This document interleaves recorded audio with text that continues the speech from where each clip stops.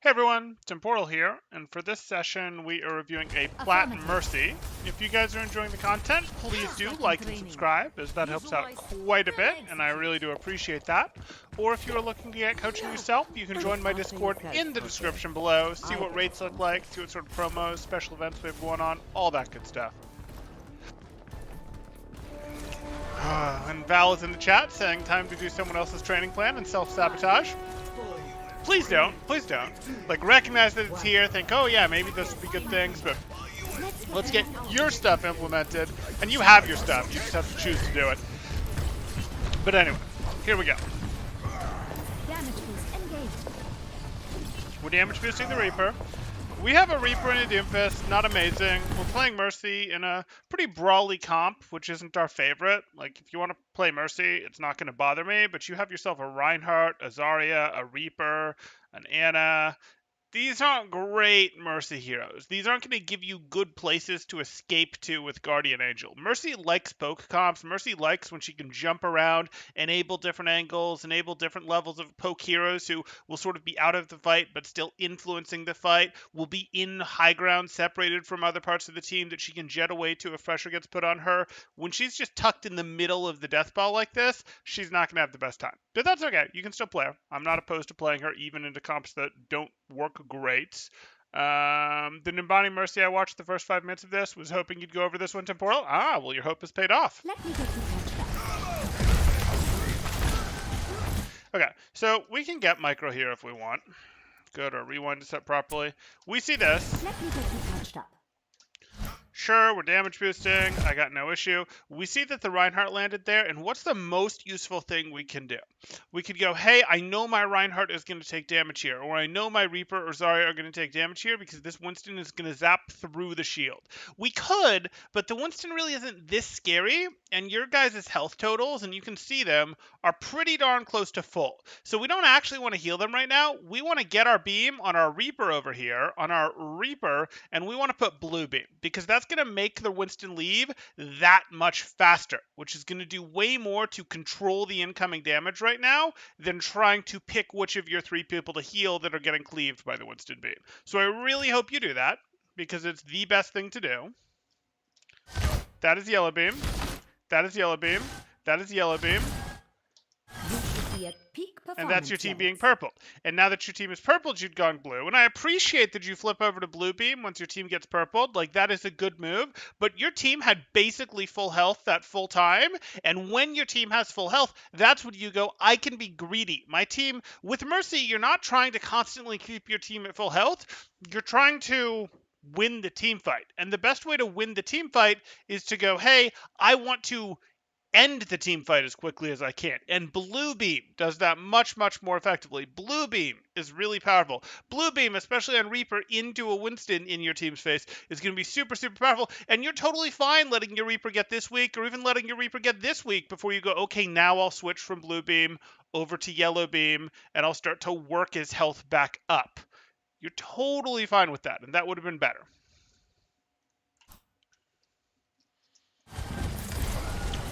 Hey Bushrafter, glad you're here. You're welcome.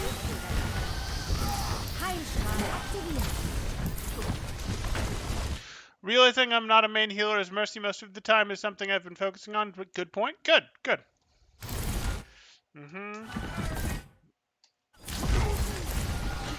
Okay. So I don't really want you to be healing your Zarya right now. Ana's doing that, and your Rhein's in trouble. So I'm not saying go up and heal Rhein either, because you'll interrupt Ana's sightline to do that. What I'm saying is damage boost Zarya to end the Winston threat faster. Help Zarya make space to protect. Now you can go over, sure. Damage amplified. He's not looking, he's reloading, the healing there is fine. Then you've got the blue beam on Zarya, fine.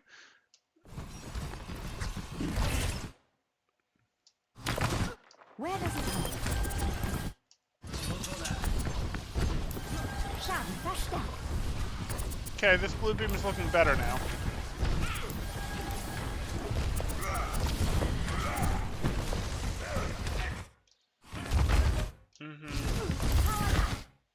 Sure. Let's get you back out there. Why are you still on heals here? So, like, this is good. I like that you've gone blue beam here. I'm good with this. No problem. I'm totally fine with you swapping. I don't necessarily like blue beaming your Anna there, but I'm totally fine with yellow beaming your Reinhardt for a moment because your Zarya backed out so far that your Zarya wasn't being aggressive. So you're going, hey, I'm going to yellow beam my Reinhardt. He's taking some damage. He's swinging, so we should preferably be. Oh no, you actually got this over on back on your Zarya now. It looks like fine. We should be swapping this back to blue though. Like he's out. When he was back here, I had no problem, even though he was missing 20% of his health, with you swapping over and putting a little healing on Ryan makes more sense, since Ryan has his shield up and isn't swinging. Totally. Ryan is the one who's in some level of threat, is taking some damage. I'm good with that, and your Zarya was being passive back here. If your Zarya went up, I'd have preferred you to blue beam. Well, your Zarya just went back up, so why are we not back on blue beam? You've got this.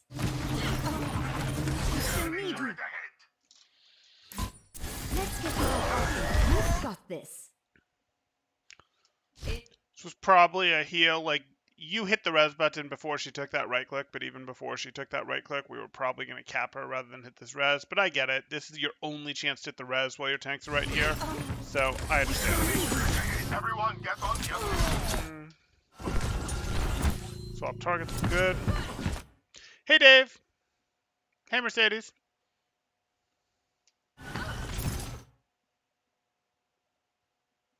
Let me get you patched up. I'm with you. Yeah. We have some Mercy players in our chat, in the community that we have here. Works out. My ult is charging.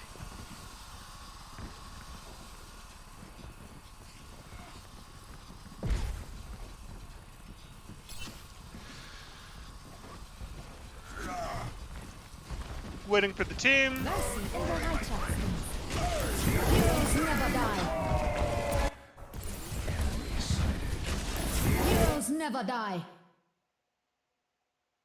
Okay. I can live with this. The problem that we run into is we haven't actually calculated out where our Doomfist is, and our Doomfist is a fair bit back, so that makes this worse than we'd like. But conceptually, this is right as your team is pushing out, right as your team is pushing in, right as your team is about to break into threat range, you're Valking. And I'm okay with that. My one objection is going to, well, my first objection is that Doomfist is back there. My second objection is going to be, this may end up being like a, well, let's pretend that they hadn't Molten Cord, though this is Plat. You can definitely be doing that ult tracking. Let's pretend that they hadn't Molten Cord.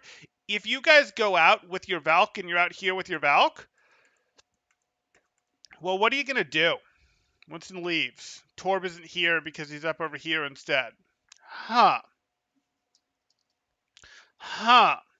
Like, the problem that we run into is, are we just going to be existing on point and sort of turtling on point with Valk? I don't know that I want to use Valk to turtle on point. I want to use Valk once it's clear the fight has really started. And again, into this comp that we're playing at, where they have the Winston, they have the Genji, I'm not convinced quite yet. If I was playing against another Brawl comp, in a lot of rotations, like, just before you're in like this is usually a perfectly fine time to use Valk. But you're playing against a dive variant. And the way that these guys are likely to stall point is like, we touch point, we leave, we touch point, we leave. Like, that's the sort of thing that you start to expect, rather than them to just brawl you.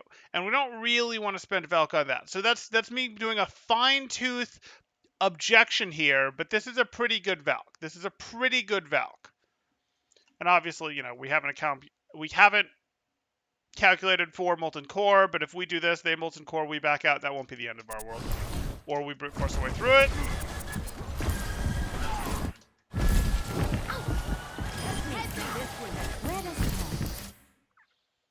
Does reviewing ever get stale for you? A little bit, sometimes, Jumbo.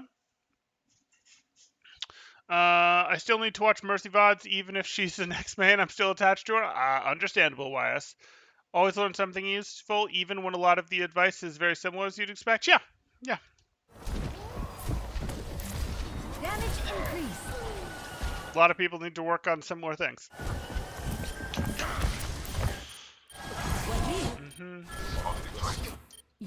Yeah, so we didn't get ton done with that Valk, but that was mostly answered with an ult. We can live with it, and we're not going to bother resing this. Don't res this. Don't res this. Your 200 is good. I understand. Grab him back out, no problem. Ich bin da. Let's get you back out there. Damage amplified. But that's just how things that are work are, Jumbo. Like if what I was doing was always 100% fun all the time, it wouldn't really be work. And if something is 100% fun all the time, you're generally not going to get compensated for it because you have a surplus of people that are willing and want to do it. Now, you don't necessarily have a surplus of people that are willing and want to do it at the level that someone can do it at, but once someone's gotten to that level, they've done a bunch of it, and this would be a case for me, and it loses a little bit of its shine. That said, it's still fun. Most of the time I'm pretty darn, hey, this is fun, we're going and doing reviews, etc., but not all the time. That's just life though, or that's just how work is for everyone. If you're in a field where that's not the case, you're probably not getting compensated very well. And I already, face some of that in this. Fortunately, this isn't the only thing that I do 100% of the time, but like you're in a situation where, hey, there's lots of people that want to do it, and that drives down compensation. Again, you want to find the work that other people don't want to do because that's when you can do the least of for the most compensation. But that's okay. Okay. Here we go. Okay, so this is what it is. We see this. We're not going to be able to help him. It's annoying he went in. I don't really want to peek this any harder. Like, oh, look, that's happening. There's a window there. You can't make me go forward. You're just going to go ahead and damage boost Zarya until the Zarya beam falls out. Reinhardt is beyond you to help. Nope. We're not going out here. This is still a window. I know, your Reinhardt's in there, and this turns around some of the damage, and they won't be paying attention to you. This is still a window. It's too easy for too many heroes to one-shot you through this. You just let your beam extend from here onto the Zarya, and when it breaks, you swap it onto the McCree. That's how this works for you until that window is gone. You shouldn't have been close enough to get caught in this grab in the first place, because you shouldn't have been looking through this window.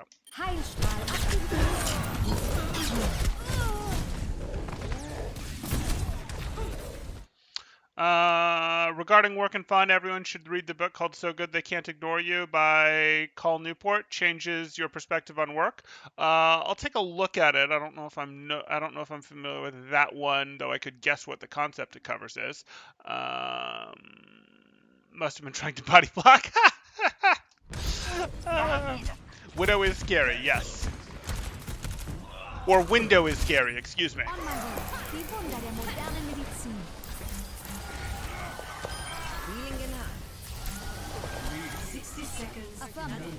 Widow is so scary that they added a hero to the game called Window Maker. Sometimes called BAP, but Window Maker. It's a second Widow. It's Window Maker. Okay. Bad joke.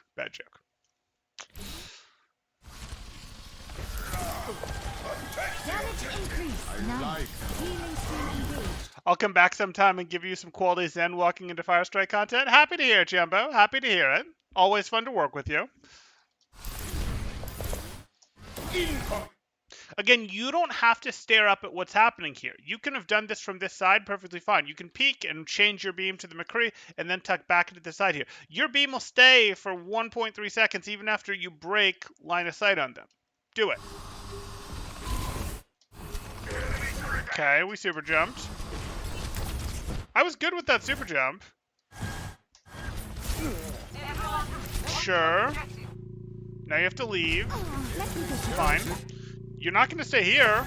No. You have to tuck yourself back here. If you went to here, you have to tuck yourself in here.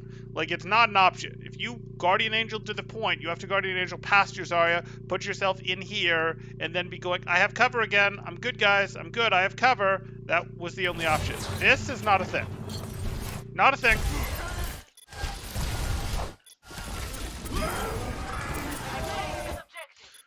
Damage boost the Kree?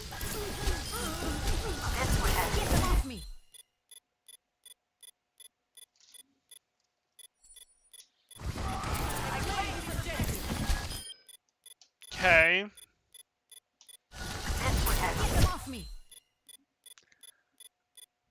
Yeah, okay. Why aren't you going up? Why are you not immediately going up? This team is not equipped to punish you for going vertical, and you need to go vertical. Like, this was scary. You did this, not good with this, but you've taken damage. You're using Valk right as you get it, but a Winston did zap damage on the way in, is going to get landing damage on you. Heroes never You're die. going to potentially take a tick of Torb fire here. Like, you got to get up and out, not be over here where potentially... What if Genji realizes this and comes after you? What if Winston is smarter and turns this way because he saw what way you went? Like, that'll suppress your healing, your regeneration. Like, we got to go up. 30 seconds. You should be at Why? 30 seconds. Sure, we're healing. We see the Doomfist. Hey, Doomfist is very interesting. We're moving to Doomfist. I don't mind that we're healing Doomfist while we're healing our McCree on point here, and McCree actually does need heals, so I got no problem with it. But you jump up here to heal Doomfist specifically? No. Like, when we were chain healing Doomfist, no problem, because what we were actually doing was healing McCree. But, like, Doomfist is doing a combo. He doesn't need heals. He needs damage to make sure he instantly removes the Sand. And that's what he needs. He needs damage boost. I don't care that he's at half health. You should be at peak Damage is what performance you were levels. interested in, not heals. I'm taking care of you.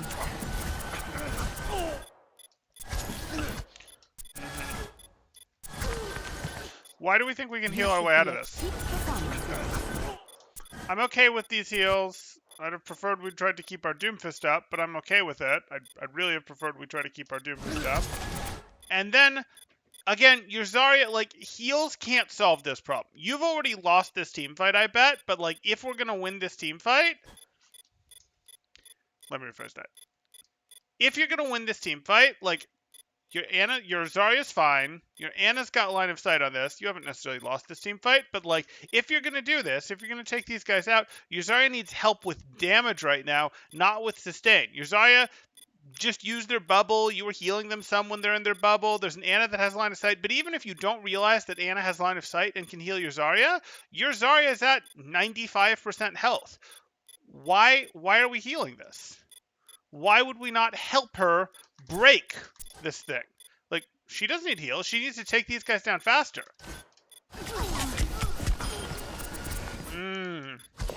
You're chain healing her to try to create a situation because you want her as high health as possible to give you an opportunity to res where you're not healing her. I get that, but the even better opportunity to res would be, hey, let's reduce the incoming damage by helping her get an elimination with damage boost, and then the incoming damage is lower so we can get a res. Let's get you back in the fight. Let's get you back out there. Damage increase. 10 seconds. You can go right back to your spot. Attack. Enemy turret ahead. Watch yourself. You don't want to be out here. You can super jump up if you're going to be out here.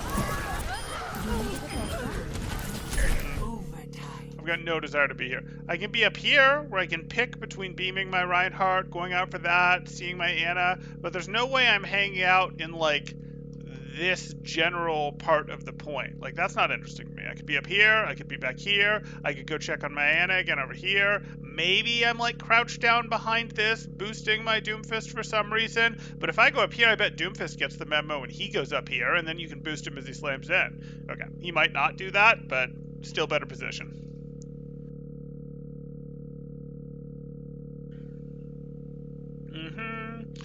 Jumbo Bro, I saw that VOD and it was my favorite one. Your mechanics are dope. Yeah, Jumbo's good.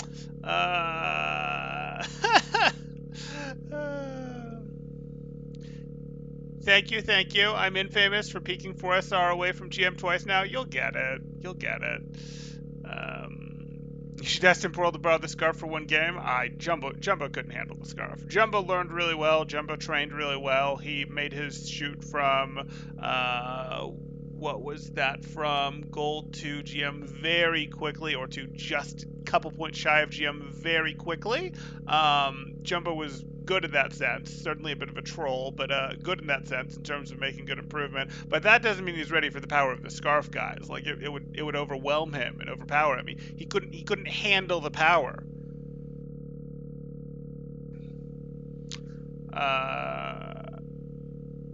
But would he survive the encounter? YS. Would he survive the encounter? Temporal, I will pay $100 for one of your scarves, since Blah is saying it will give me top 500 powers. I feel so guilty for not playing enough games per week. I should stop watching in queue right now. No, you shouldn't. You should keep watching for sure. For sure, keep watching. No, you obviously you can play more, but like it depends what your goals are. Are you working on stuff? Are you in a focused manner? Are you in good mental and physical shape to play right now? There's still a fast climb, bro. That's still a fast climb, bro. Good stuff. Yeah, you did a good job. Technically, you've been top 500. You're an inspiration. I should be running the channel. Well, you definitely should be back as a special guest more often. Okay, here we go. I'm on fire. Everyone did the OW walkout. It wasn't OW specific. It was a Blizzard walkout, right? OW, is that like what? Oh, was it on social media that like there wasn't supposed to be Overwatch streaming? If so, I missed that memo. Whoops. Let's keep it moving. Step right.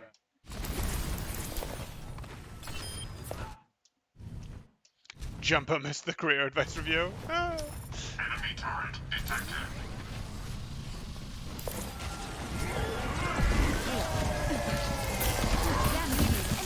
Players stopped playing today. Oh, okay. Okay, got it. Feeling safe.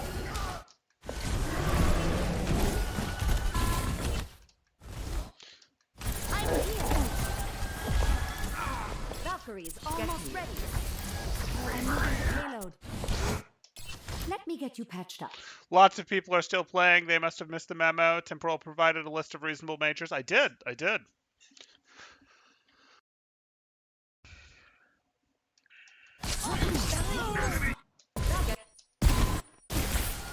Okay.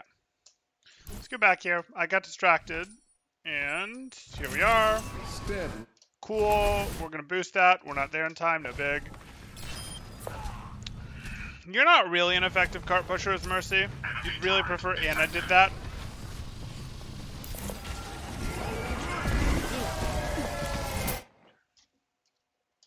You'd really prefer Anna did that. And here we are. And we're healing up Ball. No problem. Now I'm worried about Anna. I'm instantly worried about Anna when this Molten Core comes out. I'm not worried about Ball anymore. Ball can get out of lava, no problem. Anna could be in trouble. She's retreating from a sight line. She's on fire. Move that yellow beam. Move that yellow beam immediately. Whoa now. Whoa now. Winston came around the corner. Could immediately be on your Anna, and your Anna's at half health. Why haven't you done anything about this yet?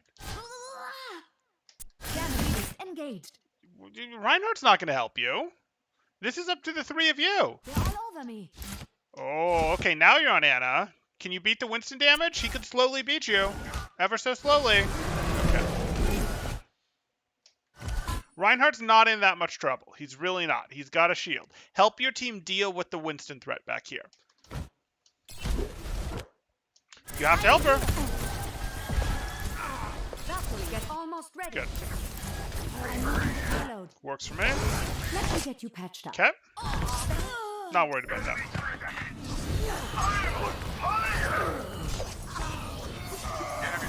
Current major is health studies, probably changing it to biological science, though. That's probably a good idea. I'd say the health industry, I don't think I went a ton into like nursing versus doctor work. What you'd look at right now if you were thinking about anything in the health industry is the boomers are are a very large generation, and they are hitting an age where they require more and more medical services, and that's important. They've also acquired a disproportionate share of wealth within the population. We're never great at tracking these things. People tell you like, oh, so-and-so has this much, or this is the richest person, or this. We're never great at tracking those things, so don't buy them.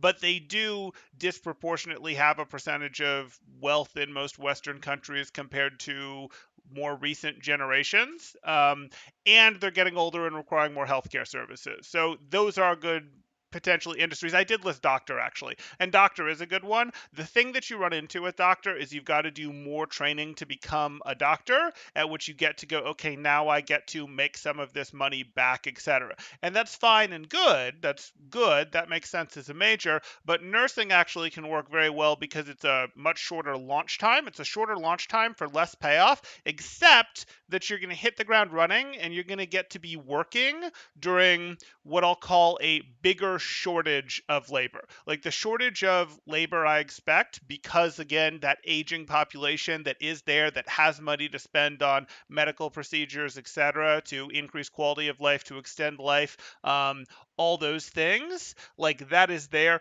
Nursing, like if you were entering college right now, nursing looks pretty darn attractive. Okay.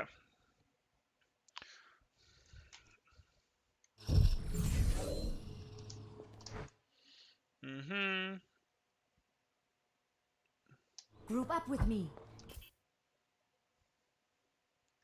That is a major temporal approved stuff. Wait, what? Good thing I haven't been playing comp since I'd freak out if people did what in your thing.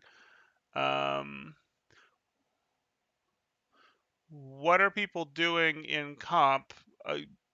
We saw that people weren't playing, supposedly, but lots are. I initially shouted, seeing the ball instead of antiheals. There we go again. There we go again. Here we go again. Advice takes over Plat Mercy review. Hey, there. We do that sometimes.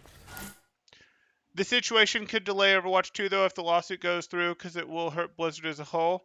I mean, like I don't know what the if it goes through means. Like there will be some level of it that goes through. Like California is going to continue with it at this point. What you mean is, are they going to come to some sort of, is there going to be a agreement of, okay, we'll pay this or we'll do this? Like there's going to be some sort of suit at this point unless an agreement gets reached of, okay, we'll pay out this or we'll do these services or we'll make these changes. Like there's going to be something at this point. It's possible that everything could get dropped and Activision Blizzard could just win, but that doesn't look terribly likely. No, don't do that. Stay away from old people. Okay, blah. Also, investors dropping out. To put money where exactly? Investors dropping out. Like, to put money where? Like, are they doing, you say investors dropping out, but investors dropping out? I'd like to see that story because I wasn't aware that Activision had done a round of funding to get support for Overwatch 2. They're really not at a level where they should have to do that. They should be able to get loans from banks at very low interest rates quite easily right now. Capital is pretty cheap right now. Like they shouldn't need investor help to get capital to launch a game right now. You mean people selling Activision Blizzard stock? I think that's what he means by investors. Yeah, but that's not quite the same thing.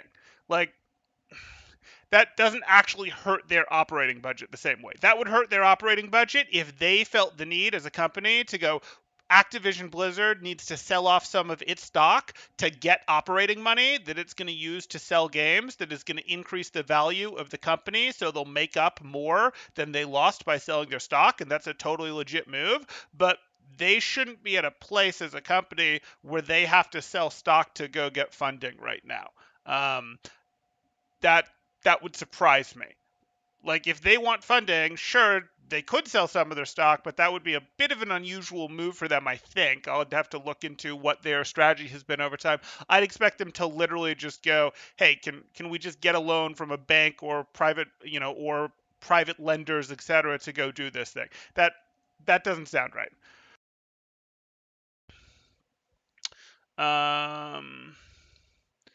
Like their stock going down, you could view as a buy signal because the fundamentals of their company haven't really changed. I don't necessarily recommend that because I haven't necessarily thought that they were an amazing buy for quite a bit now, and I don't think you're going to see them producing Diablo 2s, StarCraft Brood Wars. Like I don't think you're going to see gems out of them again based on my guesses. Overwatch is kind of going to be the last hurrah of like, hey, we can make good games, etc. I think they lucked out a little bit with that one, and we're probably not going to see another one like that out of the Blizzard side. That said, you can still justify investing in their stock because remember, they own King, and King is Candy Crush, and that prints money. But hey.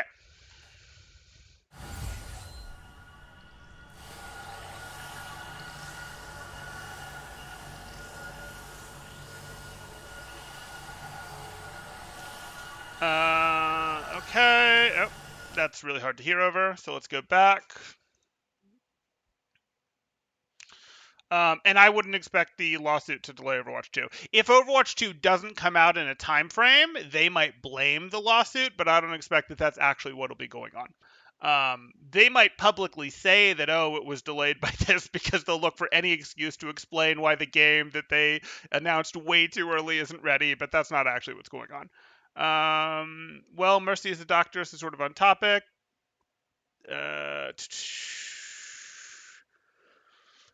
Temporal, which area of corporate expertise do you foresee being high value? I mean, corporate expertise, like sales, has always got high value. The problem is it's not really a skill that you go. Not the problem. Sales is always going to be some degree of high value because hey, sales is just a useful skill. And corporate America is always willing to pay for actual sales skills. And that's not really going to go away, but you don't really train for that the same way. You can get better at sales, you can make yourself better at sales, but you're not learning that in school. If you're good at sales, if you have the personality to be good at sales, or if you're willing to learn how to be good at sales, and that still does require some level of your personality can do it, that's fine. You should go do it, but that, again, doesn't require any specific major. There's lots of good things you can do if you understand sales. You can go into sales in the corporate world, you can go into real estate, you can go into banking work, though that's a little less profitable. Well, there's places that that's more profitable. You've got to aim that just right. Like that, I would say. Marketing is still incredibly valuable, but it's still so misunderstood and not done well enough that it tends to be considered like the junior version of sales still too often. So that's not amazing in the corporate world. I wouldn't recommend going into the legal world, though currently the people with top legal expertise are very useful, but I wouldn't, again, count on it long enough. There's too much of a glut of people there in terms of people that are potentially willing to do it for less that I don't necessarily go with that. So again, getting back to the corporate world, HR is effectively bloated. What else? Finance, not really. It's okay. Finance, accounting stuff, it's okay. It's better. Like I would recommend that, but if you're gonna go in that route, just do accounting work yourself, get your own client list, etc. I wouldn't really put that in the corporate world. So, eh, sales. Well, with my college, a degree in health studies is the first step to a career in epidemiology. What I want from biological science is virology. Pretty much anything in the area of disease. Wait, so by GME? There you go, Plat. There you go. Okay. Yeah, that's okay. I don't have a strong issue with that one. That's real work. It can absolutely produce value. It can absolutely produce economic value that leads to more tangible results, improvement of society. It's not just a service. Yeah, I can definitely see value there, and I can see why that should be compensated. Not I can't see. That should be compensated reasonably, assuming we don't scare off virology too much with things that happened recently in current events. But hey, but no, that sounds like a good area, and it looks like a good major adjustment you made. If Activision stock tanks, I'm buying. Well, if it tanks, sure, but you have to decide now what your buy-in level is, YS. Like, you have to decide, okay, if it goes down 30%, are you from its peak to, if it goes down 30% from its peak, are you going to buy it? If it goes down 50% from its peak, are you going to buy it? 15% from its peak, are you going to buy it? Like, you have to decide now what your threshold is, because if you don't, it's too easy to go, well, I think it's going to go down another 5%, another 10%. And then right after one of those days that it went down a fair amount, it's going to pick back up half of its loss or a third of its loss. And you're going to be like, oh, I don't want to buy it anymore. So like, you have to decide now what your threshold is if that's what you're going to do. But again, I am not giving trading advice. You guys should do your own research on this. I am not your official economic advisor. You guys can get official people for that, but hey, I'll give my opinion on stuff sometimes. Maybe we get more skins if they need more money. Maybe. The poor Mercy wanting to get reviewed, then talking about job careers and investment banking. Sure, but you know what? They can. This is here. This is a stream. They can jump over this part. I'm not too worried about it. She's on fire too. That's impressive as Mercy. Lol, good at his stream, Jumbo. Thank you, Bush Raptor. Thank you. Uh, yeah, it's different departments that would handle the lawsuit and the development release of Overwatch 2 shouldn't affect it. Exactly. Overwatch 2 will release before Half-Life 3 or Portal 3. Mm-hmm.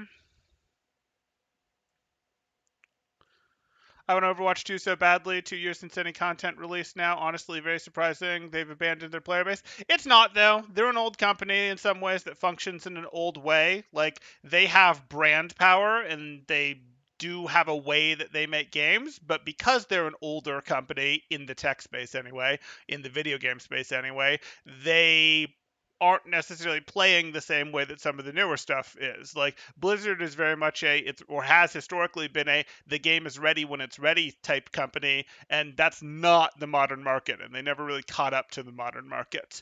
They're getting there. They're getting there, but I don't know that we'd like them to fully catch up to the modern market because the modern market would have been how many coins are you paying in premium or regular currency to unlock your heroes?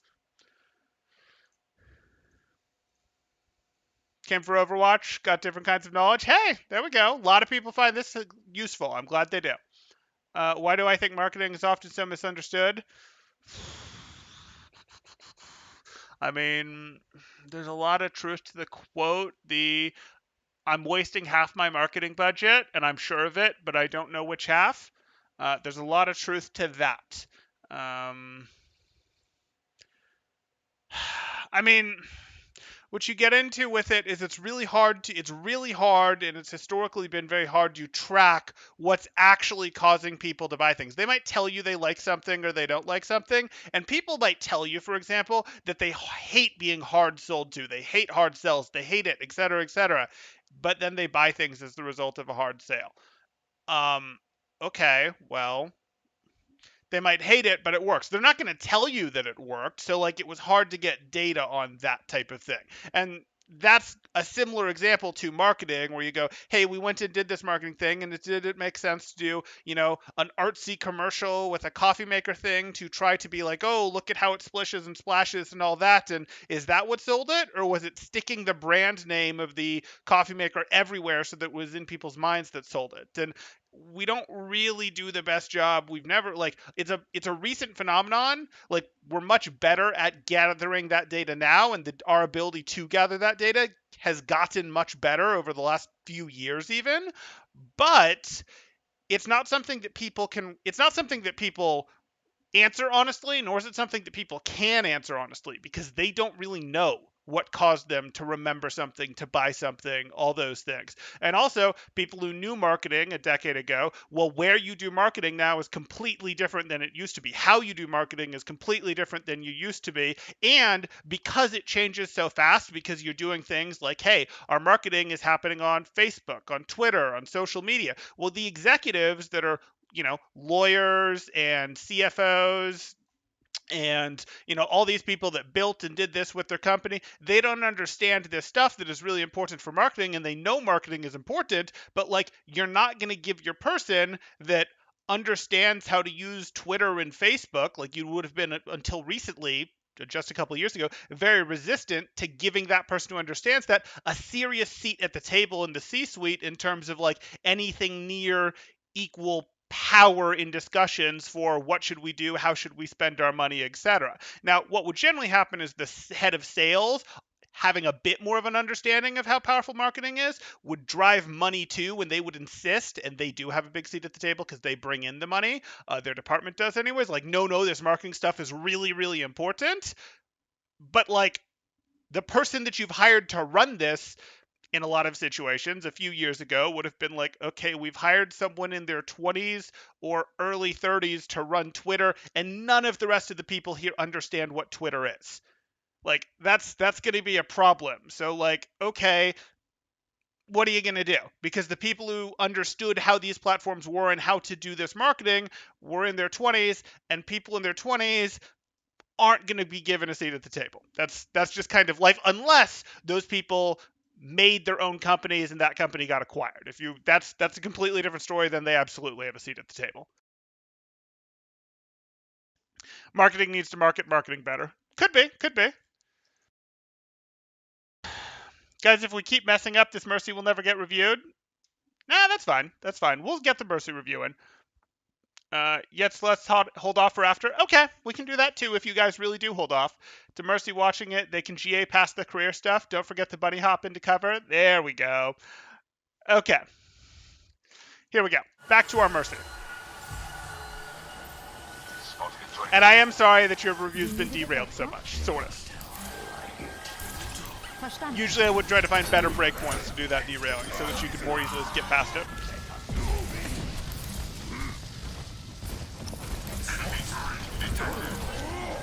Heroes never die. Here we are.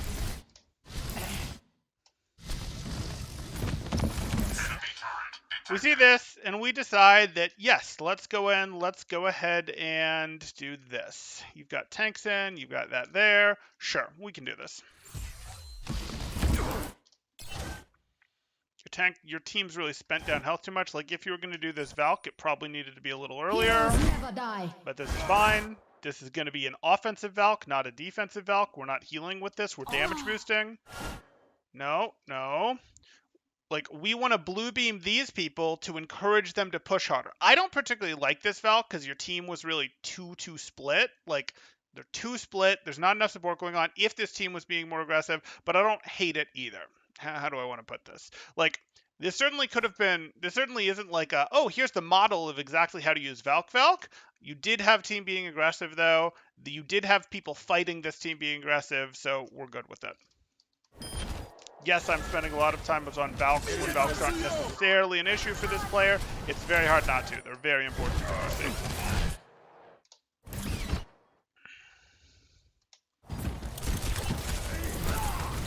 60 seconds. Let's get you back out there. Okay. Let's keep it moving. Again, we can tuck. We can absolutely tuck over here. We don't need to be here. It is not your job to push card. Like, I know you're trying to be helpful, but it's really not. That was a good decision not to go. Tuck further right. Please tuck further right. Doctor? Please tuck further right. I'm with you. Don't do it. Don't do it. The payload has reached the checkpoint. Okay, they just let you have that.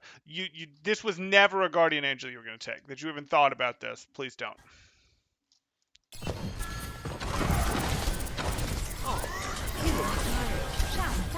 Hello, window, my old friend. I'm going to stare at you again. I know. This Mercy likes staring at the opponents a little too much. I understand.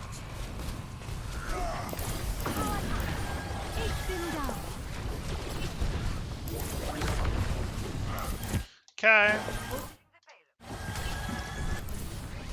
Yeah. Let's get you back out there.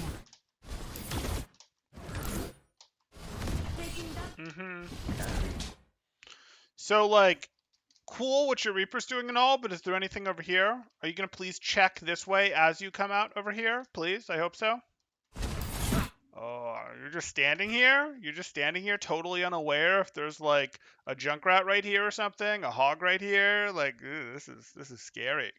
This is scary. Okay, those things aren't going to be here, but like a Torb right here, maybe the Torb's not going to be right here. An Echo right here, like I don't want to have like walked out like this, having like hair on the back of your neck until you've confirmed that there's nothing there. Ooh. Tuck right. Right beside you. Sure. The battle continues. Why? Right So here we beside are, and I'm good with the res. you. The battle And I can do continues. this, though it's a stop short for sure. You stop right here. This is way too close. But your Reaper's fine. Your Reaper's at 80% health in the face of a Reinhardt. Damage boost. Damage boost. Think about how much damage he could be doing to that Reinhardt.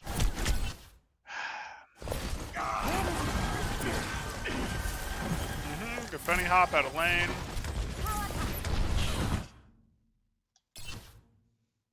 I found my ult tracking gets worse if I don't peep at the other team every once in a while. Well, I'm not telling you never to peek at the other team. Like, I'm not...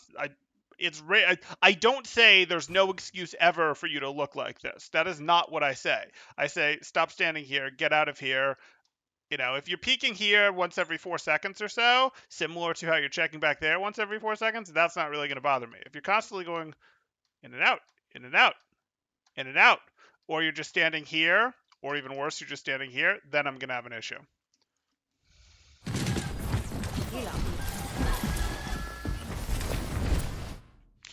He's right, but okay. My ultimate is almost ready. Good. Good swapping the yellow when you heard the stickies. 60 seconds. So peek every 4 seconds like clockwork, except not exactly like clockwork, because then you become predictable and get hit. I'm taking care. Heroes never die.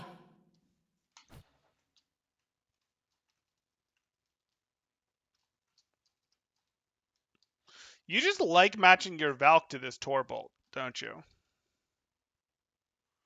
Huh.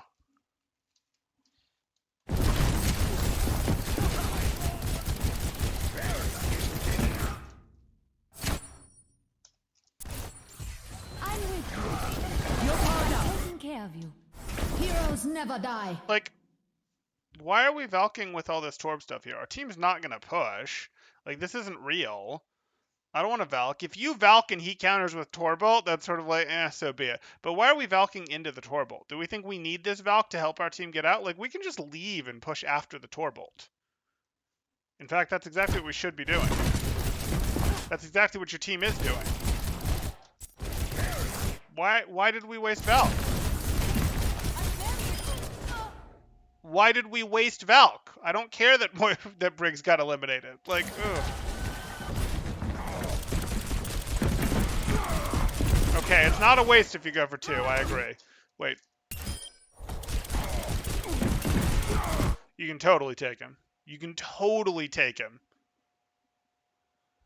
Like, I disagree with our decision to Valk in the first place, and it's going to be close. Like, it's not for free that you take him, but with the mechanics that you've shown, with the fact that he's playing scared at this point, with an eighth of your Valk left, you can get him.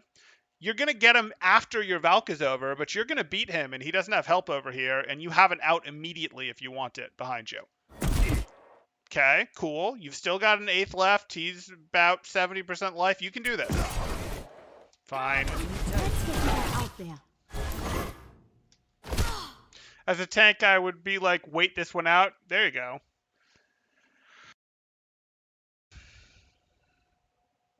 Looked like a reaction Valk, then an I plan to win Valk. Yeah, that's unfortunate. Moving on. 30 seconds. Огонь по готовности!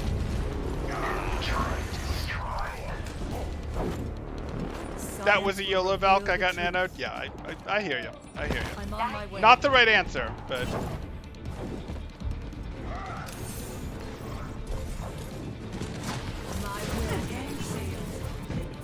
Like, just because she uses her ult poorly doesn't mean you should invest further.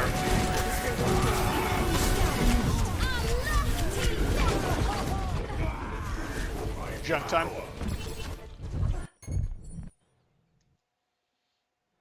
Oh, we didn't actually get to see the Lucio. Ready for battle. I know Blah's gonna complain that we didn't get to review any Lucio play there. Attackers incoming in 30 seconds. Yeah. I ain't much. The bigger question there was why Nano and why Mercy? Sure, but we're not reviewing the Nano, we're reviewing the Mercy. 9. Totes from Plat. Okay, good. 4, 3, 2, 1. You should be at Attackers performance incoming. level. Defend objective A. Let's get to the roof up. Damage increase.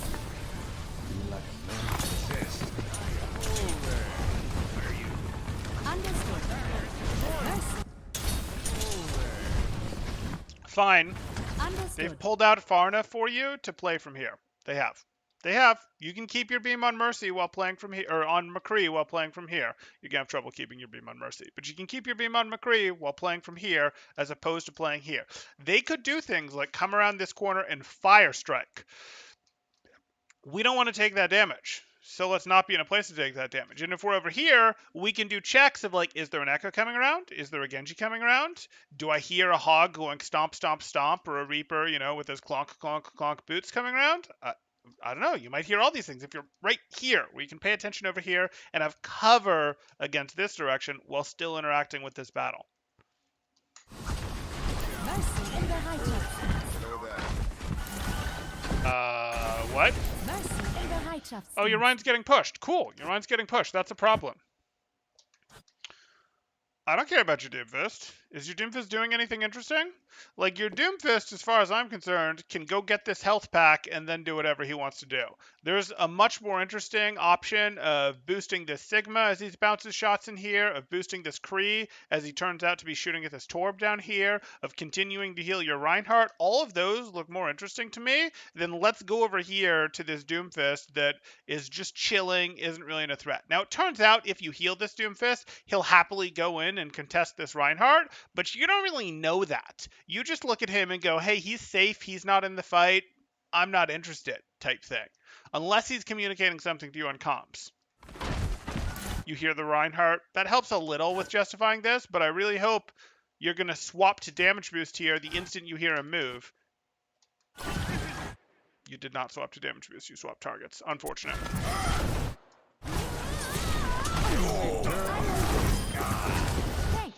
I mean, obviously, don't get hit by that. This was very avoidable. Okay, we're over here.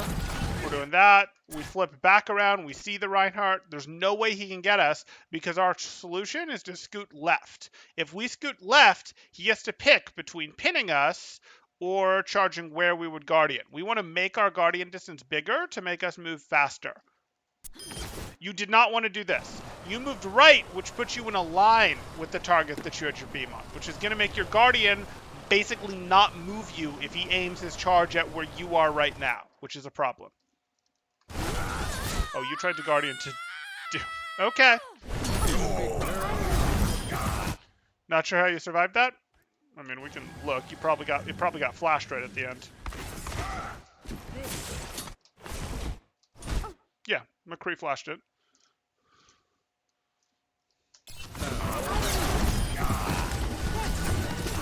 I'm taking care of you. My thanks. Don't ever think that McCrees don't repay their mercies that pocket them. They're like, yeah, I got your back. They do that stuff.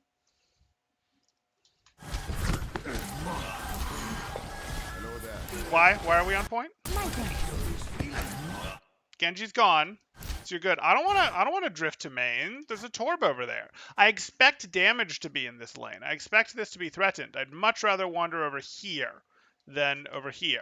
I don't necessarily want to stand here because there was threat coming from this direction, but I don't want to stand here either. I want to go over here.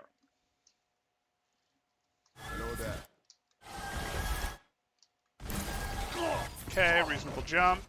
Don't do it from here. Don't do it from here. Fine. We still need I you. would have preferred that you hit this res from in here, but I'll live. Verstanden. Do I find reviewing randoms or pro play more interesting? Usually pro play. Damage boost engaged. Enemy turret destroyed.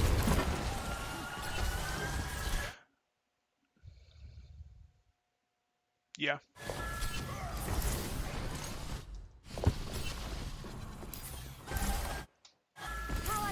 didn't endorse that Korean game, right? Okay. Put it I on my understand. So I find your play super interesting. Well, you know, I haven't figured out why the Gladiators haven't sent you that offer letter yet, Jumbo. Like that should already be in your mailbox. You'd be the best player on their team, right?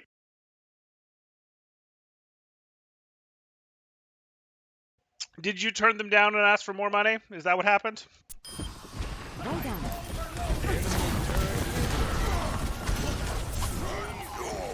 Oh, nice. Has arrived. We have a super chat coming in from DR34M for $10. Is that Australia? I don't know what that is. I don't know what currency that is. But I appreciate it nonetheless. Thank you very much, DR34M, for the super chat. That's great. Thank you. And then we have Jumbo. Shock sent me, and then it's a flying pair. It's a pair superhero for those of you that aren't seeing it because you've got this full screened and can't see chat. So it's doing its like aha. It's this is gonna be terrible. None of you want to see temporal drawing, but temporal. No, I'm not even gonna try. There we go. It has a cape. It has headbands, like aerobics headband from like the 80s. It's got like little superhero feet booties things. Like, it's terrible, but it's hilarious at the same time. Is that like super healthy person pair? I guess not super healthy person man. Anyway, once again, thank you for the super chat. Back to our mercy. Oh, Jumbo says Shock sent me one, but I said, and nah, you guys trash. There you go. There we go. He's being scouted for Northeastern University. I mean, is he being scouted for Northeastern University, or did Northeastern University discover him? Like, I don't know that he's being. He was discovered. Like, we were the guys who figured out, yeah, this guy's going to be good at some point. Australia. Awesome. Thank you so much, DR34M. Keep up the good work. Thank you. Most certainly will. It's just dream. Okay. No Jumbo scouted for Blizzard CEO. Well, they might need a replacement. Can he save that sinking ship, though? No. Okay. Save them from their lawsuits. Ranks is too easy. I win every single game, 1v6. Owl is more interesting game. Okay. Just remember, guys, when he shows up as Rookie of the Year and MVP in the same season, when he shows up as both of those things, he was here first. He was here on our literal channel, part of our community first, when he does those things.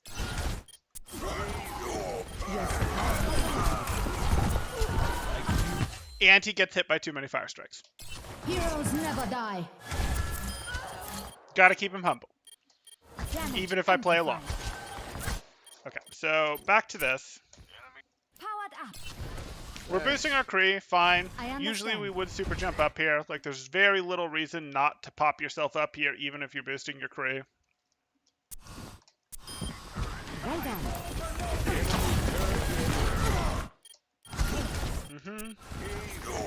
Fine. Your support has arrived. It's a little dicey, but okay. Heroes never die.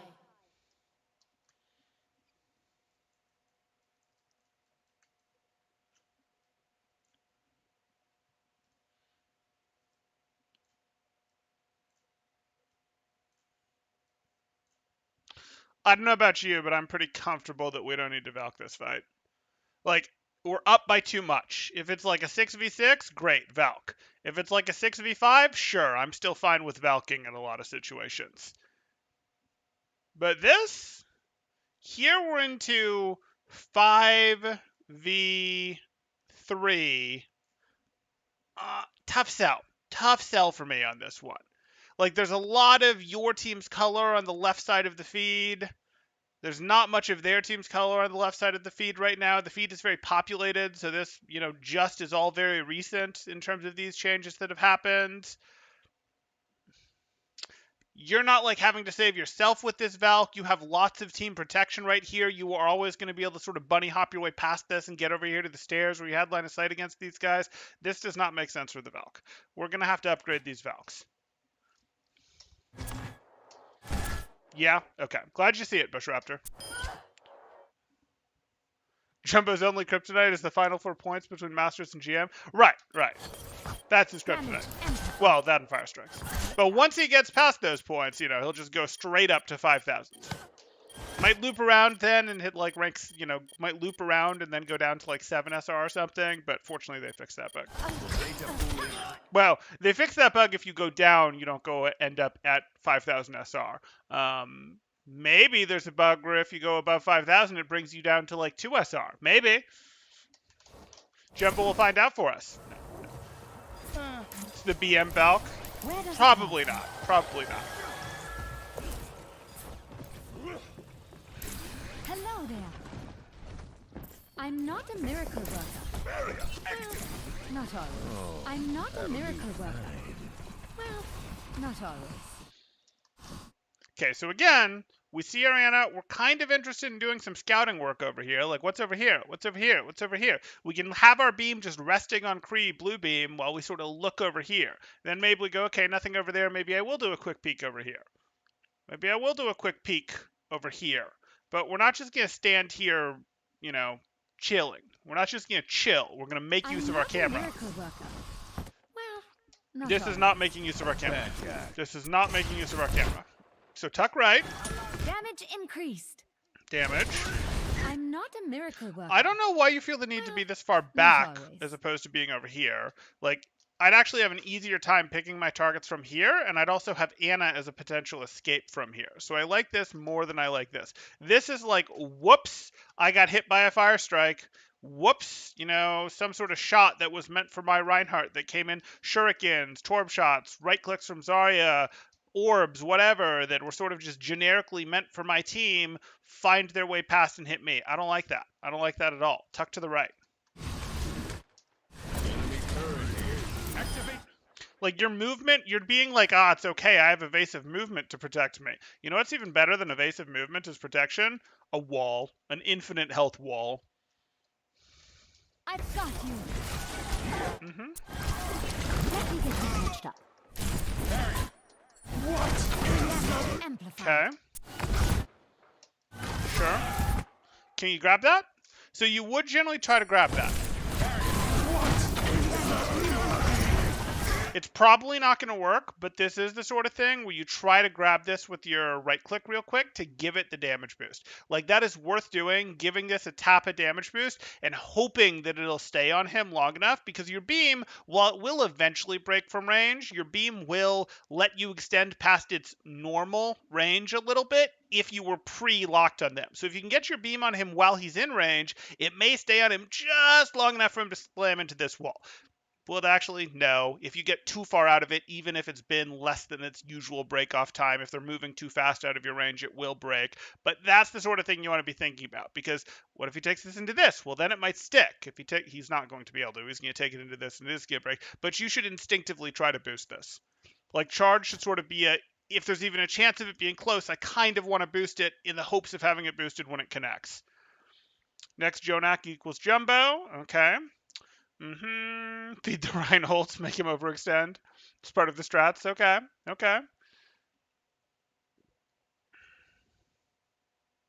Have I come near the end again? Unfortunately, Beanie, the best way to avoid coming near the end of these reviews, or the best way to get into these reviews early, is to join my Discord in the description below.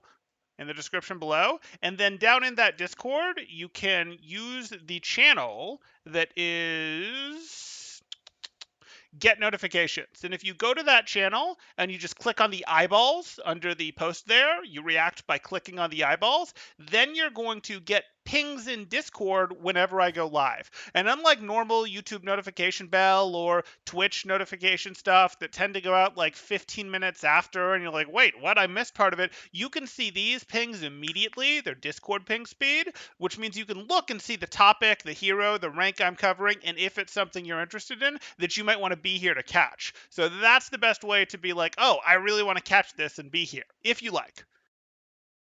I'm in the Discord. I'm just really bad at watching pings. Fair enough.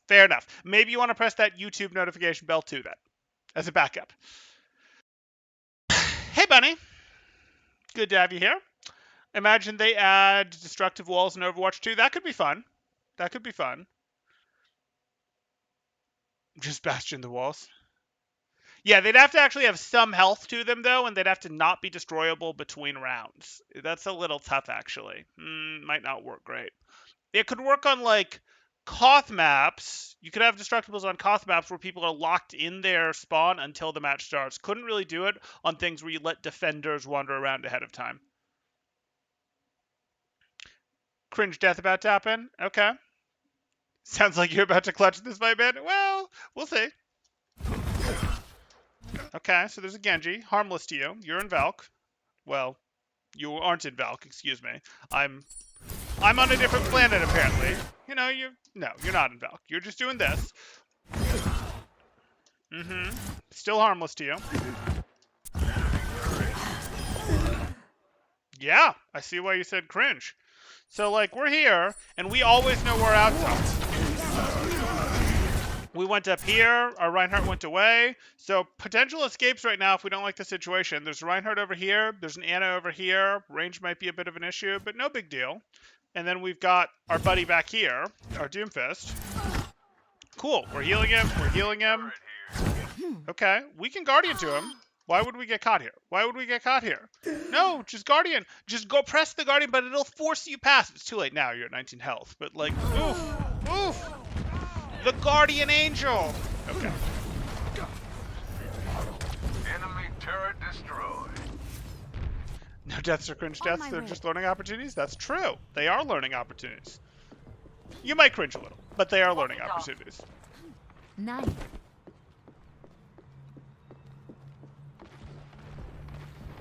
Affirmative. Group up.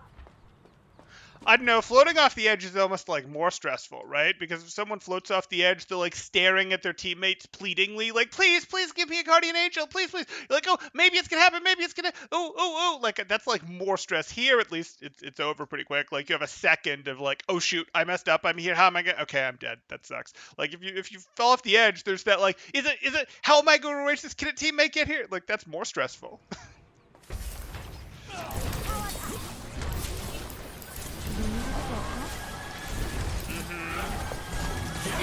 What are we looking at? Okay, so the fight's over there? Sure. And we're looking at that. Oh, I heard a Genji. Do I need to run from this Genji, or do I need to boost my McCree? I definitely don't need to heal my Reinhardt that has Nana paying attention to them. Definitely don't need to do that. Good.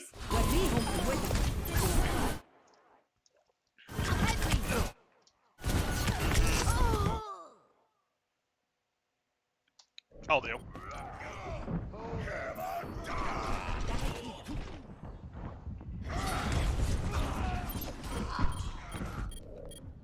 60 seconds remaining.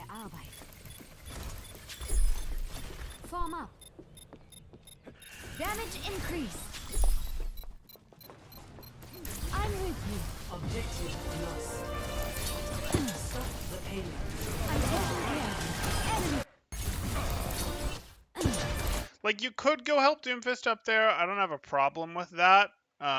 He's not amazing. McCree's better for you, and you have a Sigma that you can use as a secondary target that isn't really meaningfully worse. So I'd prefer you position yourself in a place where you can help your team more, not outside of bus. Up here I could live with if you have the option to drop here as well as the option to go to your Doomfist. I'd have probably just said go here, pocket your Doomfist for now until your Kree shows up, and then help him. Being out here, not really okay. Enemy turret ahead. Watch yourself. Fine.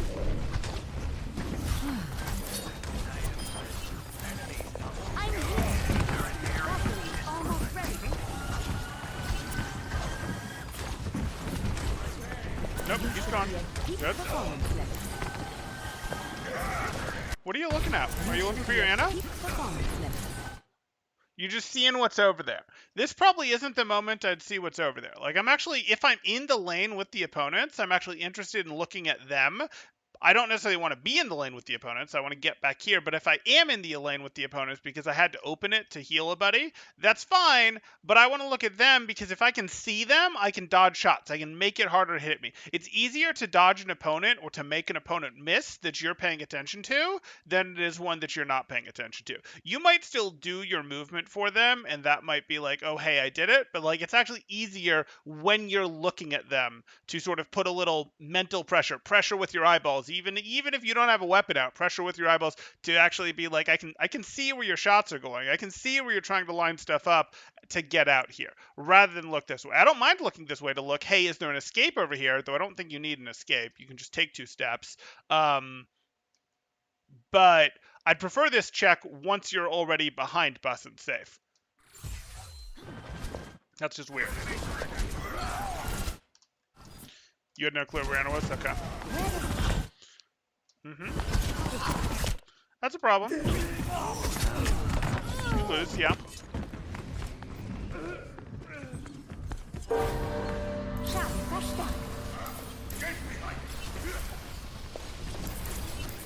Okay, we've got Valk. Easy stop. Easy stop. Right at the end of seconds. They have a long travel time. It's going to be great. Again, I'm good with this. This is the moment I object to. I want you to have already picked your beam target, and then I want you to be ready to flip your camera this way. Because if you don't, you just took damage. Well, I would like to be aware of this faster. There's that Tor bolt. Sure enough, P Tor bolts you Valk.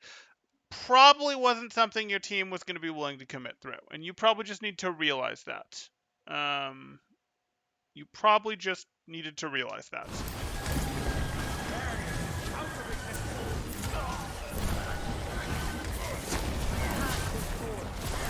What is that melody? Good. You boosted the pin.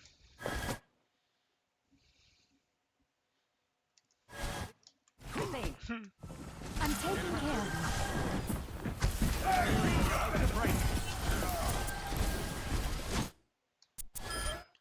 Yeah. Okay. Yes. Powered up. Don't let up on them. You have potential. You found the fire strike. Thanks. Healing stream engaged.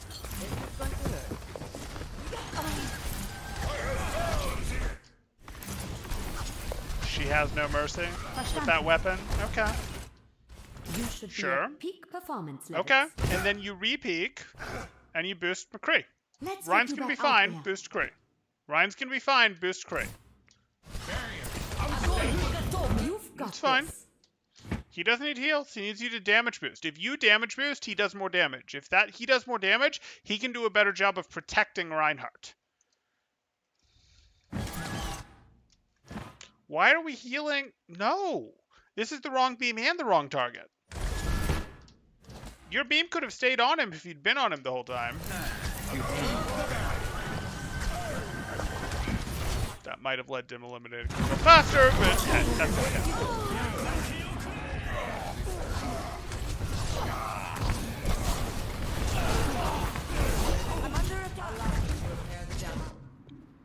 I find I get compliments, encouragements, way more than flaming and block egg, like go get him, Mercy. Nice, nice. Understood. Group up with me. If your team is rolling, then yeah.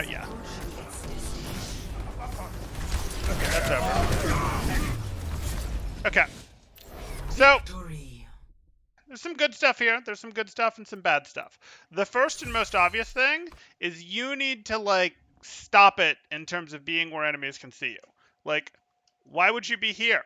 Why would you be here where the enemies can potentially shoot at you? Why would you go here? Like, you can peek here for a moment if you want, but why would you go here?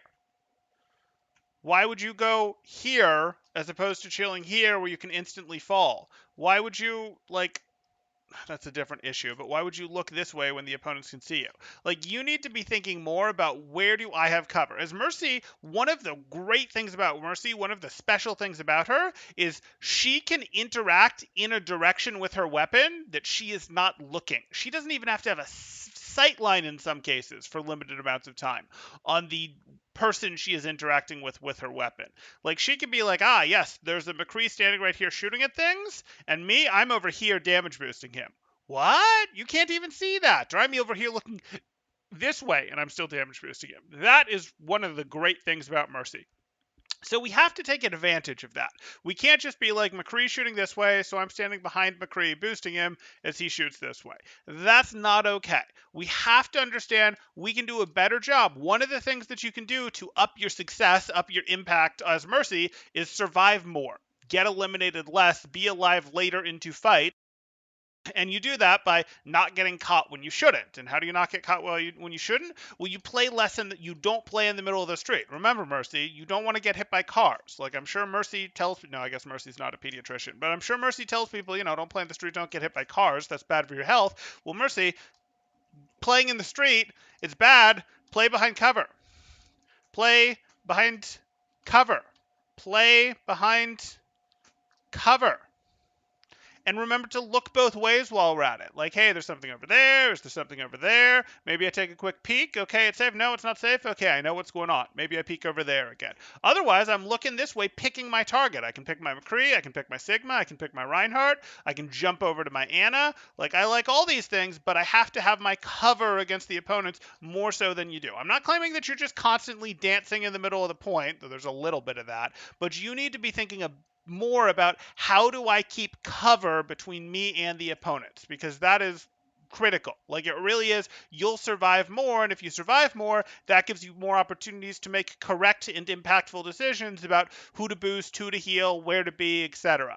When to Valk, all that. That's going to be the first thing that I need you to work on, and I want you to work on that with like 5 to 15% of your of your brain power, not of your game power, of your brain power. Like be focusing on that while playing matches. Like, is there a better place I could be with cover? Do I need to see my opponents right now, or could I be to the side of my team with cover between me and my opponents? And the answer to that is usually going to be yes, I could be to the side of my team with cover between me and my opponents. I could be here with cover between me and my opponents, even as my teammates are shooting here. I could be here as my teammates are shooting here. That is a thing I could do. Even if I'm playing with a brawly comp that won't spread out, that won't give me places to jump to, I could still play to the side of them. Oh, I'm Guardian Angeling across to my team. Great. Let me bunny hop past and be at the side where I've got cover against them. You've got a lot more room to do that than you are. I'm not claiming you're not ever doing it, but you've got a lot more room to do that, and that'll increase your survivability. So that's the first thing I want you to work on. After you've worked that into your autopilot by having used that 5 to 15% of your brain power while playing the game, not just like thinking about it, not just thinking about between games, but while playing the game, being like, no, I am actively doing this. Then you're going to move on to your second thing, which is we still have to get these Valks better. Get rid of these panic Valks. Get rid of these like, oh, he Tor bolted, I better Valk. What? No, we want to Valk in something close to a fresh fight if we can. We would like to turn our 6v6 into more of like a phantom 7v6. Or maybe we turn a 5v5 into a phantom 6v5. And I'm not referring to the res here. That's not really what I'm referring to, though the res is fine. The res is a valid thing to get with your Valk in some situations. But we're not trying to Valk to put ourselves in a situation where like, it's a 4v5, and I'm going to Valk so I can get the res, so it'll be a 5v5. If it's already turned into a 4v5, it's probably not just a 4v5. You're probably a little bit behind on health in that 4v5. And it's going to be really hard to find time to blue beam, which is the most valuable part of the Valk. And it's also going to be, hey, any res you go for to try and bring it back up to 5, you're likely to lose someone during. And that happened a few times in this match. You lost someone while going for a res. So the point is we want to Valk while our team is still strong, while our team still has good value, good strength, etc., really right as they're engaging. And you did do one where it's like, hey, I tried to Valk into this right as my team's engaging, and it basically immediately got countered, answered by the Torbolt. If you were doing good ult tracking, you could have predicted that, and you probably would have delayed your Valk. You also probably would have delayed your Valk a little bit because you wanted to wait until something came in that your team could punish on point, but that's okay. Conceptually, if you rule out those things, this was an okay Valk, and really better than some of the other Valks we saw. Like this one, like one of the ones we saw over on third, if memory serves. Like, we need to be going, hey, if we're going to be the difference maker on Val, if we're going to be the difference maker on Mercy, Valk is a big part of it, and it's turning some of those 50-50 fights into 60-40 fights, 70-30 fights. And you do that with Valk by getting that timing. And that timing is right as your team is either finishing the rotation into the fight or is in the fight with the opponents. Like the opponents have committed something serious. Like they've dropped a Winston bubble, that probably means the fight is real. You've dropped a Winston bubble, that probably means the fight is real. They're what would another example be? Your Reinhardt is swinging at their Reinhardt. Cool. Your teams are close enough together. The fight is real. This is a great time to Valk. Um, what would another example be? Their ball just used pile drive. Cool, the fight is probably real. If you can't tell if the fight is real or not, watching your main tank is generally a good sign. So try to sort of go off of that, but also understand that, hey, my Reinhardt is swinging at their Reinhardt. That doesn't necessarily mean you can Valk if two of your teammates are eliminated. You want to do this when your team is healthy. You don't want to wait until the situation is bad to Valk, because then you're going to get stuck healing, and healing is not terribly efficient for Valk. Like, it's okay, but remember, if we wanted a healing Valk, a healing ult, 60 health per second is not 300 health per second. It's not transcendent. So it's really weak, comparatively speaking. On the other hand, 30 damage for everyone in it, 30% damage boost for everyone in it, that's pretty darn good. And you'll quickly eliminate people with that, and then your team will require less healing. So we want to do it while people are healthy, so we can sort of spend their health while we're blue beaming before we cave and swap over to yellow beam to stabilize them. Like, that is how you really difference make with Mercy in a lot of situations. And I know for many of you longtime viewers, it's like, but Temporal, we've heard these things about Mercy so many times, and blah, blah, blah, blah. I know, but you guys saw the same thing I did. You guys saw that we had Valks when we were up to people that went off that weren't helpful, and you guys also saw that, hey, this Mercy hung out in the open. What we do in these is we cover what the specific player needs to work on. And that's what this specific player needs to work on. So that's how that one is going to go. If you guys have other questions about Mercy, like, hey, what are other important things for Mercy? We can talk about them. We can talk about ult tracking. We can talk about other things like that. But throw them up in your questions now. And Bushraptor, if you have any questions about any of that, I hope it did make sense. But if you do have any questions, I know you were here, so you can certainly throw those up in chat. Or if you've left us, you can leave a comment when you finish watching this. If you guys are enjoying the content, please do like and subscribe, as that helps out quite a bit, and I really do appreciate it. Or if you guys have more career or economic or college major questions or anything like that, hey, you can throw those up now as well. Don't reaction Valk, Plat, Mercy? Maybe, but I think I'd put more focus on the standing in the open in this one. Thank you very much for doing this. It has been very helpful. Glad to hear it. Glad to hear it. Again, if you've got any questions, throw them up now. How do I improve aspects of my gameplay that aren't an issue every game? For example, if I'm bad about pocketing Pharah Echo or when there's an enemy road hack. Yeah, so that gets harder. So what you do is you realize when that's become the biggest issue in your gameplay, like the biggest issue in your gameplay has become you don't do a good enough job of communicating to your Pharah or your Echo when you're leaving them. Well, there's two solutions to that. You intentionally duo with someone who's going to play these heroes for you so that you get focused practice.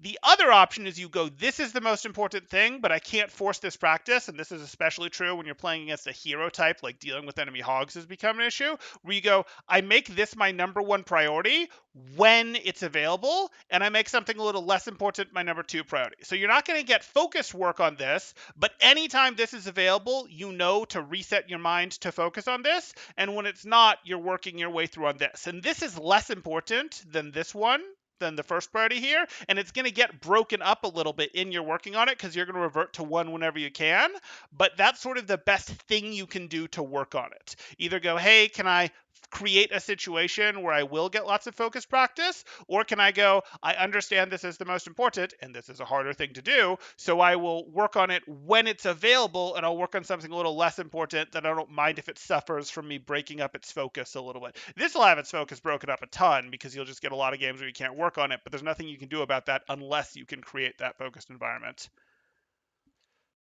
Don't stare through the window, Plat Mercy. Real option.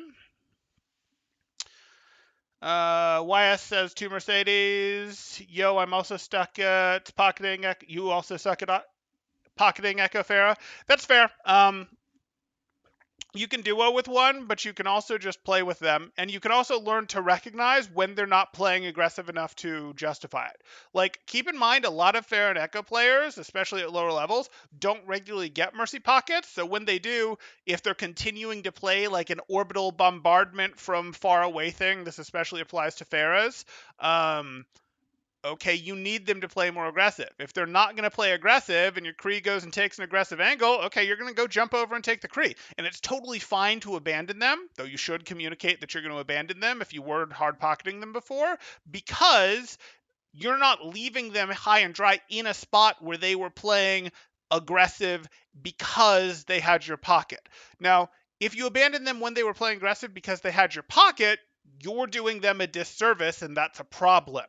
Like, you're hanging them out to dry, that's a problem. But if they're not taking advantage of it, and when you leave them, they weren't actually playing aggressive, they weren't making use of the pocket, well, they should still be perfectly safe. But for you to recognize that, you have to be tracking their cooldowns, and you have to understand what levels of aggression look like in terms of reasonable and not reasonable aggression for having and not having a Mercy as those heroes. So I've said this before, but Mercy has to understand how all the DPS heroes work better than the DPS players do. That's just how it is. Thanks for the answer. No problem. I think having the mindset of I am not the main healer in a game with an Ana is something I need to continue to work on. Sure. That's why Ash is your favorite pocket. Fair enough. I think the problem with pocketing Farah Echo is if they're too in the open, I can't get cover while pocketing them. Better ones will intentionally position with aerial cover available, for themselves, but especially for you. Like, you'll see, hey, your Farah's lobbing from here very intentionally. She can get behind cover, but you never have to go into the open.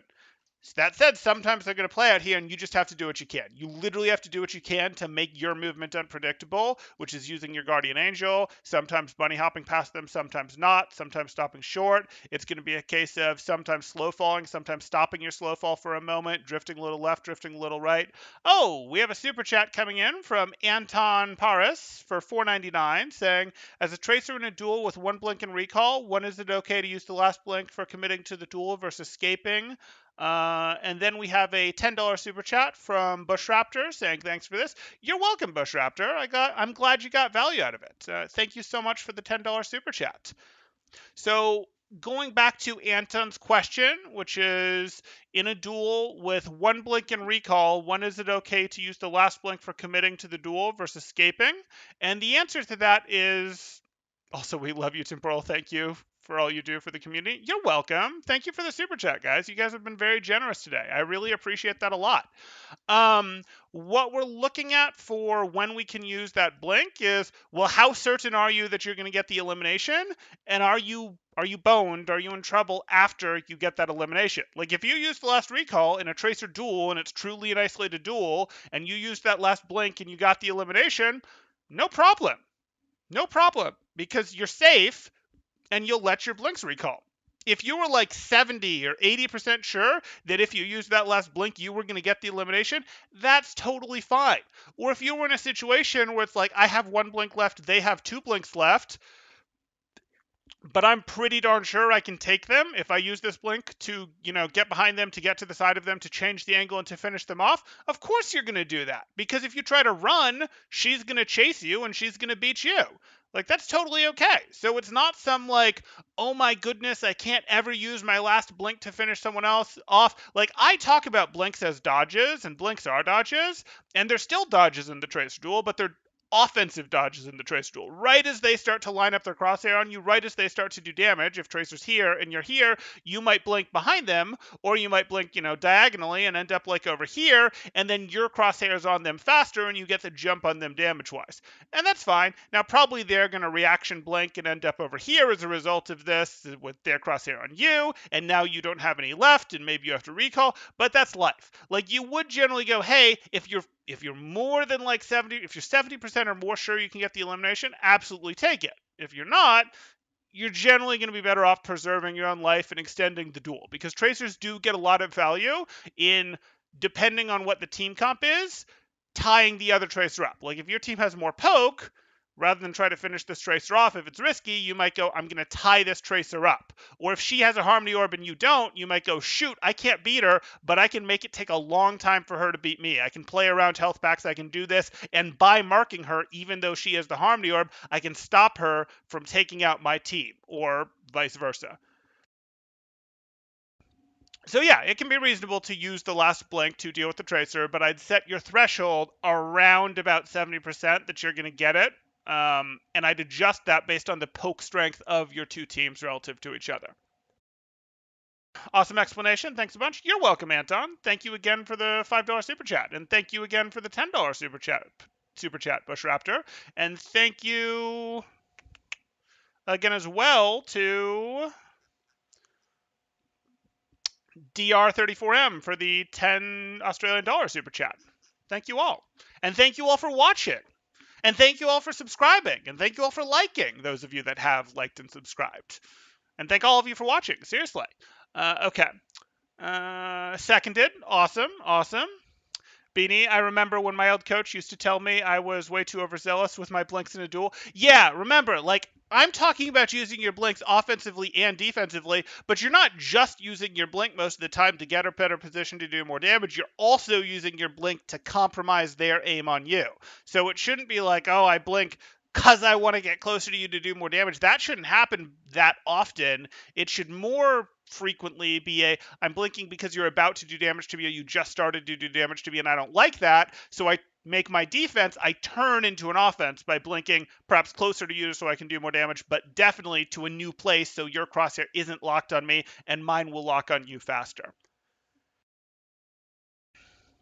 Okay, I'll give you guys another moment or two in case you have any final questions, thoughts, comments, etc. you want to throw up in chat that you'd like me to respond to. If I don't see any of those in the next 15 seconds or so, that'll probably be the end of it. Yeah, and then I have some other things to do, so this is probably the last stream of the day as well, unless I do a super late stream, but I wouldn't bet on that one. So yeah, looks like we're good. Thanks everyone. To Portal out.